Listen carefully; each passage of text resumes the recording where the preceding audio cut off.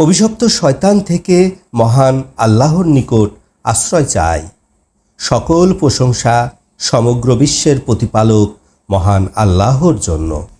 রাহমান ও রাহিম আল্লাহ তাআলার নামে সূরা মারিয়াম এর বাংলা সরল অনুবাদ শুরু করছি।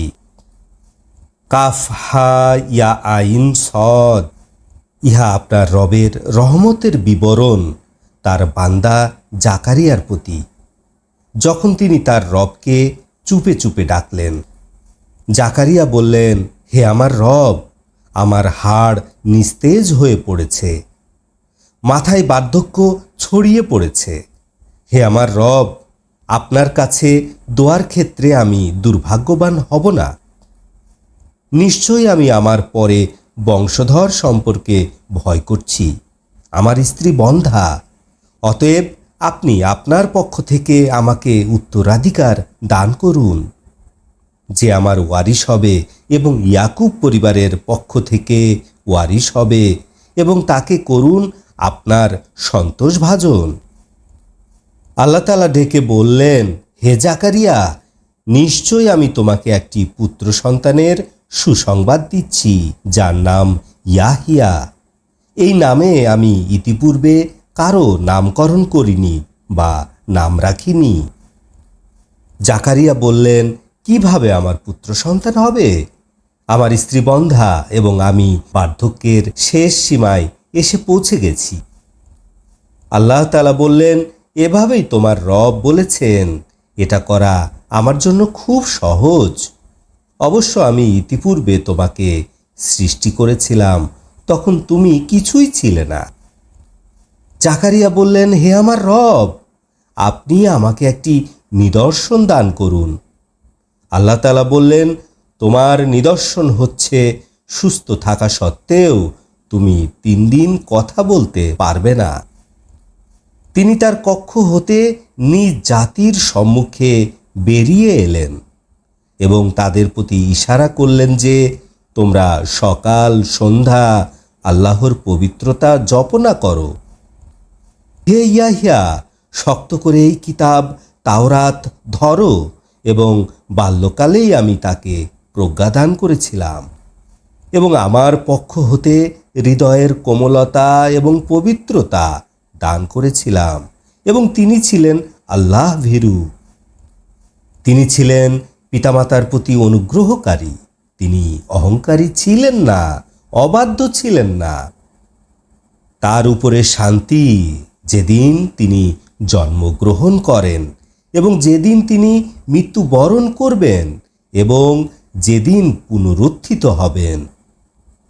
স্মরণ করো কিতাবের মধ্যে মরিয়মের কথা, যখন সে তার পরিবার থেকে পৃথক হয়ে পূর্ব দিকে আশ্রয় নিয়েছিল। অতঃপর তিনি তাদের থেকে পর্দা করে নিয়েছিলেন। ইতিমধ্যে আমি তার কাছে আমার রূহকে পাঠালাম। সে তার সামনে একটি পূর্ণাঙ্গ মানুষের আকৃতি ধারণ করল। মারিয়াম বললেন, আমি তোমা হতে দয়াময় আল্লাহর আশ্রয় কামনা করছি, যদি তুমি মুত্তাকি হয়ে থাকো, আল্লাহকে ভয় করে থাকো। জিব্রাইল আমিন বললেন, নিশ্চয়ই আমি তোমার রবের পক্ষ থেকে দূত, তোমাকে একটি পবিত্র পুত্র সন্তান দান করার জন্য এসেছি। মারিয়াম বললেন, কি করে আমার পুত্র সন্তান হবে? অথচ কোনো মানুষ আমাকে স্পর্শ করেনি এবং আমি কোনো জেনাকারিনীও নই। জিব্রাইল আমিন বললেন, এভাবেই আপনার রব বলেছেন, এটা আমার উপরে অতি সহজ। এটাকে আমি মানুষের জন্য একটি নিদর্শন বানাবো এবং আমার পক্ষ হতে একটি দয়া, এবং এ বিষয় চূড়ান্ত সিদ্ধান্ত গৃহীত হয়ে আছে। অতঃপর মারিয়ম ঈসাকে গর্ভে ধারণ করলেন এবং তাকে নিয়ে দূরবর্তী স্থানে চলে গেলেন। অতঃপর প্রসব বেদনা তাকে একটি খেজুর গাছের কাছে আশ্রয় নিতে বাধ্য করল। মারিয়াম বলল, হায়, এর আগে আমি যদি মরে যেতাম অথবা চিরতরে স্মৃতি বিচ্যুত হতাম। অতঃপর তার নিরুদ্দেশ থেকে ডাক দিল যে, তুমি দুশ্চিন্তা করো না, তোমার রব তোমার নিজ থেকে একটি নহর প্রবাহিত করে দিয়েছেন। তুমি তোমার দিকে খেজুর গাছের কাণ্ডে নাড়া দাও, তোমার উপরে তাজা পাকা খেজুর পতিত হবে। তুমি খাও, পান করো, চক্ষু ঠান্ডা করো। মানুষদের মধ্য হতে কাউকে দেখতে পেলে তুমি বলে দাও, নিশ্চয় আমি রাহমানের উদ্দেশ্যে রোজা মান্যত করেছি, আমি কোনো মানুষের সাথে কথা বলতে পারবো না। অতঃপর সে সন্তানকে বহন করে নিজ জাতির কাছে চলে এলো। তারা বলল, হে মারিয়াম, তুমি তো একটি অদ্ভুত কাণ্ড ঘটিয়েছ। হে হারুনের বোন, তোমার পিতা খারাপ লোক ছিল না, তোমার মাও অসতী ছিল না। তখন মরিয়াম বাচ্চার দিকে ইশারা করলেন। তারা বলল, কোলের শিশুর সাথে আমরা কিভাবে কথা বলবো? ঈসা বললেন, নিশ্চয় আমি আল্লাহর বান্দা। আল্লাহ তাআলা আমাকে কিতাব দান করেছেন এবং আমাকে নবী মনোনীত করেছেন। আমি যেখানেই অবস্থান করি আল্লাহ তাআলা আমাকে করেছেন বরকতময়, এবং আমি যতদিন বেঁচে থাকব আমাকে সালাত এবং জাকাত আদায়ের নির্দেশ দেওয়া হয়েছে, এবং মায়ের প্রতি সদাচরণকারী এবং আমাকে অত্যাচারী এবং দুর্ভাগ্যবান বানানো হয়নি, এবং আমার প্রতি শান্তি যেদিন আমি ভূমিষ্ঠ হয়েছি এবং যেদিন আমি মৃত্যুবরণ করব এবং যেদিন আমি পুনরুত্থিত হব। এ হচ্ছে মারিয়ামের পুত্র ঈসা, সত্য বিবরণ যার মধ্যে ওরা সন্দেহ পোষণ করছে। আল্লাহ তাআলার জন্য সন্তান গ্রহণ করা বাঞ্ছনীয় নয়, তিনি পবিত্র। তিনি যখন কোনো কার্য সম্পাদন করতে ইচ্ছা করেন তখন তিনি বলেন হও, অতঃপর তা হয়ে যায়। এবং নিশ্চয় আল্লাহ তাআলা আমার রব, তোমাদের রব, তোমরা তার ইবাদত করো। এটাই হচ্ছে স্থায়ী সরল পথ। অতঃপর দলগুলো নিজদের মধ্যে মতভেদ সৃষ্টি করল। মহাদিবসে ধ্বংস কাফিরদের জন্য, যারা মহাদিবসের উপস্থিতিকে অস্বীকার করে। যেদিন তারা আমার কাছে উপস্থিত হবে সেদিন তারা খুব ভালো শুনতে পাবে এবং ভালো দেখতে পাবে, অথচ জালিমরা আজ স্পষ্ট ভুলের মধ্যে রয়েছে। ওই পরিতাপের দিন হতে তাদেরকে সতর্ক করুন, যেদিন সমস্ত কাজের ফয়সালা করা হবে, অথচ তারা অমনোযোগী রয়েছে, তারা বিশ্বাস স্থাপন করছে না। নিশ্চয় পৃথিবী এবং পৃথিবীর বুকে যারা আছে আমি তাদের উত্তরাধিকারী, এবং আমার কাছে সবাই ফিরে আসবে। এই কিতাবের মধ্যে উল্লেখিত ইব্রাহিমকে স্মরণ করো, তিনি একজন সত্যনিষ্ঠ নবী ছিলেন। স্মরণ করো যখন তিনি তার পিতাকে বললেন, হে আমার পিতা, তুমি এমন বস্তুর ইবাদত কেন করছো যারা শুনতে পায় না, দেখতে পায় না, তোমার কোনো উপকার করতে পারে না? হে পিতা, নিশ্চয় আমার কাছে আল্লাহর পক্ষ থেকে জ্ঞান এসেছে যা তোমার কাছে আসেনি। অতঃপর তুমি আমার অনুকরণ করো, তোমাকে আমি সোজা পথ দেখাবো। হে পিতা, আপনি শয়তানের ইবাদত করবেন না, নিশ্চয় শয়তান রহমানের চির অবাধ্য। হে আমার পিতা, নিশ্চয় আমি ভয় করছি রহমানের পক্ষ থেকে কোনো শাস্তি তোমাকে স্পর্শ করবে, অতএব তুমি শয়তানের বন্ধুতে পরিণত হবে। আজর বলল, হে ইব্রাহিম, তুমি আমার ইলাহদের থেকে মুখ ফিরিয়ে নিচ্ছ? যদি তুমি বিরত না হও তবে অবশ্যই তোমাকে আমি পাথরের আঘাতে হত্যা করব। তুমি আমার নিকট থেকে চিরতরে দূর হও। ইব্রাহিম বললেন, আপনার প্রতি শান্তি বর্ষিত হোক। আমি আমার রবের কাছে আপনার জন্য ক্ষমা প্রার্থনা করব, নিশ্চয় তিনি আমার প্রতি অতি অনুগ্রহশীল। তোমাদের থেকে এবং আল্লাহ ছাড়া তোমরা যাদেরকে ডাকো তাদের থেকে আমি পৃথক হচ্ছি এবং আমি আমার রবকে ডাকি। নিশ্চয় আমি আমার রবকে ডেকে ব্যর্থ হব না। অতঃপর যখন তিনি তাদের থেকে এবং তারা আল্লাহ ছাড়া যাদের ইবাদত করত তাদের থেকে পৃথক হয়ে গেলেন, তখন আমি তাকে দান করলাম ইসহাক এবং ইয়াকুবকে, এবং উভয়কে আমি নবী মনোনীত করলাম।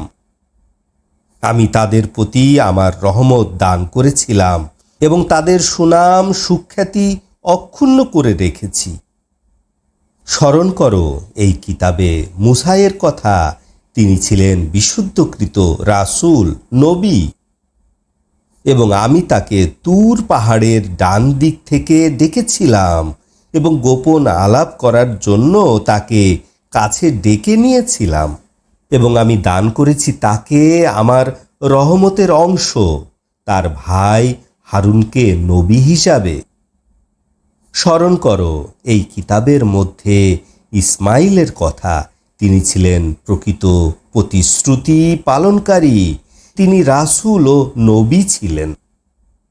তিনি তার সম্প্রদায়কে সালাত এবং জাকাত প্রদানের নির্দেশ দিলেন এবং তিনি ছিলেন তার রবের নিকট পছন্দনীয় ও সন্তোষভাজন। এই কিতাবে ইদ্রিসের কথা স্মরণ করুন। তিনি একজন সত্যপরায়ণ নবী ছিলেন এবং আমি তাকে উন্নীত করেছিলাম উন্নত মর্যাদায়। এরাই হচ্ছেন তারা যাদের প্রতি আল্লাহ তাআলা অনুগ্রহ দান করেছেন। নবীগণের মধ্য হতে, আদম সন্তানদের মধ্য হতে, নূহ এর সাথে নৌকায় আরোহীদের মধ্য হতে, ইব্রাহিম ও ইসরাইলের সন্তানদের মধ্য হতে, এবং যাদেরকে হেদায়েত দান করেছি এবং মনোনীত করেছি তাদের মধ্য হতে। যখন এদের উপরে রহমানের আয়াতগুলো তিলাওয়াত করা হয় তখন তারা ক্রন্দনরত অবস্থায় সেজদায় লুটিয়ে পড়ে। তাদের পরে আসলো নিকৃষ্ট পরবর্তীগণ, যারা সালাত নষ্ট করল, কামনার অনুকরণ করল। অতি শীঘ্রই তারা গয়ার সাক্ষাৎ লাভ করবে। তবে যারা তওবা করে ও ঈমান গ্রহণ করে, ভালো কাজ করে, তারা জান্নাতে প্রবেশ করবে। তাদের উপরে বিন্দু মাত্র জুলুম করা হবে না। চিরস্থায়ী জান্নাত। রহমান তার বান্দাদেরকে অদৃশ্য বস্তুর প্রতিশ্রুতি দিয়েছেন। তার প্রতিশ্রুতি অবশ্যই বাস্তবায়িত হবে। সালাম ব্যতীত তথায় তারা কোনো বাজে কথা শুনবে না। তাদের জন্য রয়েছে তথায় জীবিকা সকাল সন্ধ্যায়। আমার বান্দাদের মধ্যে যারা মুত্তাকিন তারা এই জান্নাতের উত্তরাধিকারী হবে। আমরা আপনার রবের আদেশ ব্যতিরেকে অবতরণ করি না। আমাদের সামনে যা আছে, আমাদের পেছনে যা আছে এবং মাঝখানে যা আছে, সব কিছুর মালিক আল্লাহ তাআলা। আপনার রব কিছুই ভুলবার নন। আকাশ এবং পৃথিবী এর মাঝে যা কিছু আছে সব কিছুর তিনি রব। অতএব তোমরা তার দাসত্ব করো এবং তার ইবাদতে ধৈর্যশীল হও। তার কোনো সমকক্ষ তোমাদের জানা আছে? এবং মানুষেরা বলে, যখন আমরা মরে যাব তারপরে অবশ্যই কি আমাদেরকে জীবিত করে তোলা হবে? মানুষেরা কি স্মরণ করে না যে ইতিপূর্বে আমি যখন তাদেরকে সৃষ্টি করেছি তখন সে কিছুই ছিল না? হে মুহাম্মদ, আপনার রবের কসম, অবশ্যই আমি তাদেরকে শয়তান সহ উপস্থিত করব। তারপর আমি তাদেরকে জাহান্নামের চারপাশে নতজানু অবস্থায় একত্রিত করব। অতঃপর প্রত্যেক দল হতে আমি তাদেরকে টেনে বের করে নিয়ে আসব, যারা রহমানের কঠিন অবাধ্য। অতঃপর আমি ওদেরকে ভালো করে জানি, যারা উহাতে প্রবেশের অগ্রাধিকার রাখে। তোমাদের সকলেই উহাতে অবতরণ করবে, ইহা তোমার রবের অনিবার্য সিদ্ধান্ত। অতঃপর মুত্তাকিনদেরকে ওখান থেকে মুক্তি দিব এবং জালিমদেরকে তথায় নতজানু অবস্থায় রেখে দিব। যখন তাদের উপরে আমার উজ্জ্বল নিদর্শনগুলো পাঠ করা হয়, তখন কাফিররা মুমিনদেরকে বলে, দুই দলের কোন দল মান সম্মানে এবং সভা সমিতিতে উত্তম? আল্লাহ তাআলা বলেন, তাদের পূর্বে আমি কত জাতিকে ধ্বংস করেছি, যারা এদের তুলনায় ধন সম্পদে দেখতে শুনতে ভালো ছিল। আপনি জানিয়ে দেন, যারা ভুল পথে রয়েছে, রহমান তাদেরকে ঢিল দিতেই থাকবেন যতক্ষণ না তারা তাদের প্রতিশ্রুতি দেখতে পায়, হয় শাস্তি নতুবা কিয়ামত।